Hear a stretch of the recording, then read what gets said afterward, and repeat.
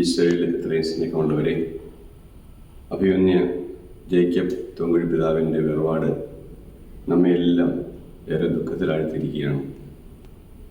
അദ്ദേഹം വലിയൊരു ആത്മീയമായിട്ടുള്ള ശക്തിയായിരുന്നു. സഭയ്ക്കും സമൂഹത്തിനും നാടിനുമെല്ലാം വലിയ ആത്മീയമായിട്ടുള്ള നേതൃത്വം കൊടുക്കുവാൻ അദ്ദേഹത്തിന് സാധിച്ചു. അദ്ദേഹത്തിൻ്റെ ജീവിതം വ്യത്യസ്ത സ്ഥലങ്ങളിൽ അനേകർ ദൈവസന്നിധിയിലേക്ക് ആനയിക്കുവാൻ ഉപകരിച്ചു. അതിന് പ്രധാന കാരണം ആത്മീയതയിൽ അടിയുറച്ച ഒരു ജീവിതം നയിച്ചു എന്നുള്ളതാണ്. ഈ ആത്മീയതയിൽ അടിയുറച്ച ജീവിതം കൊണ്ട് മറ്റുള്ളവർക്ക് എത്രമാത്രം നന്മ ചെയ്യുവാൻ സാധിക്കുമോ അത് വളരെയേറെ സൂക്ഷ്മതയോടെ കരുതലോടെ അദ്ദേഹത്തിന് ചെയ്യുവാൻ സാധിച്ചു. ഞാൻ കാണുന്നത് അദ്ദേഹം വ്യക്തിപരമായ ബന്ധങ്ങൾ സൂക്ഷിച്ച വ്യക്തിയാണ്.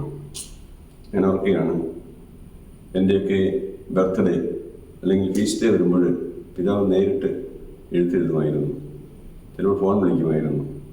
അത്രമാത്രം കരുതൽ ഓരോ വ്യക്തിയോടും ഉണ്ടായിരുന്നു. അതോടൊപ്പം തന്നെ അദ്ദേഹത്തിൻ്റെ പ്രവർത്തനങ്ങൾ വഴിയായിട്ട് വിവിധ രൂപതകളിൽ അദ്ദേഹം പാലാ രൂപത ജനിച്ചു, ചങ്ങനാശ്ശേരി സെമിനാരിൽ ചേർന്നു, തലശ്ശേരിയിലെ വൈദികനായി, മാനന്തവാടിയിലെ മെത്രാനായി, താമരശ്ശേരിയിൽ മെത്രാനായി അവിടെ ശുശ്രൂഷ ചെയ്തു. അതിനുശേഷം തൃശ്ശൂർ അതിരൂപതയുടെ സർവ്വതോമുഖമായ ഉയർച്ചയ്ക്കും വളർച്ചയ്ക്കും അദ്ദേഹത്തിൻ്റെ പ്രവർത്തനങ്ങൾ ഉപകരിച്ചെന്ന് നമുക്കറിയാം. ആത്മീയമായിട്ടും ഭൗതികമായിട്ടും ഏറെ ഉയർച്ച ആ രൂപതകൾക്ക് ലഭിക്കുവാൻ ഇടയായിത്തീർന്നു. വളരെ പ്രത്യേകിച്ച് ആത്മീയമായിട്ടുള്ള ഒരു ഉണർവ് ഈ പ്രദേശങ്ങൾക്കെല്ലാം അദ്ദേഹത്തിൻ്റെ പ്രവർത്തനം ലഭിച്ചു. അദ്ദേഹം തുടങ്ങിയ സന്യാസ സഭകൾ, അതോടൊപ്പം തന്നെ വിവിധ വിദ്യാഭ്യാസ ആതുര സേവന രംഗത്തുള്ള സ്ഥാപനങ്ങൾ, അതോടൊപ്പം തന്നെ വ്യക്തികളെ അദ്ദേഹം വളരെ കാര്യമായി കരുതുകയും ഒരു സ്നേഹമുള്ള പിതാവിൻ്റെ ആ വാത്സല്യത്തോടു കൂടി എല്ലാവരെയും കാണുകയും ചെയ്തിരുന്നു.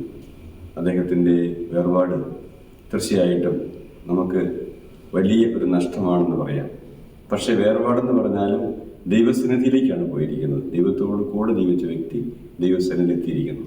നമുക്ക് അദ്ദേഹത്തിനോട് പ്രാർത്ഥിക്കുന്നതോടൊപ്പം അദ്ദേഹം നല്ല മാതൃക നമുക്ക് നൽകി. ആ മാതൃക പിൻചെല്ലുവാനായിട്ട് നമുക്ക് പരിശ്രമിക്കുകയും ചെയ്യാം. ദൈവം അദ്ദേഹത്തിന് നിത്യസമ്മാനം പ്രദാനം ചെയ്യട്ടെ.